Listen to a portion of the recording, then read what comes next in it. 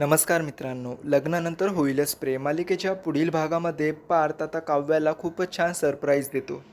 तर पार्थने दिलेलं सरप्राईज बघून आता काव्याला खूपच आनंद होतो आणि ती म्हणते की जर सगळेच नवऱ्यांनी त्यांच्या बायकोसाठी असं केलं तर त्यांचं अर्धं टेन्शन कमी होईल. प्रेग्नेन्सीमध्ये बायकांना खूपच सांभाळून घ्यावं लागतं. पण जर प्रत्येक नवऱ्याने असं प्रेमाने त्यांना सरप्राईज दिलं ना तर मग खूपच छान होईल. हे माझ्यासारखं सुख जगातील सगळ्याच बायकांना मिळायला पाहिजे.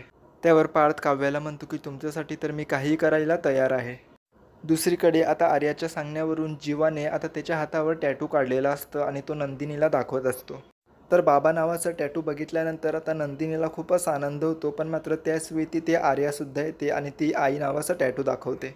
तेव्हा मात्र आता नंदिनीला राग येतो आणि ती सांगू लागते की तू त्या बाळाची आई नाही आहेस, ते बाळ माझं आणि जीवाचं आहे.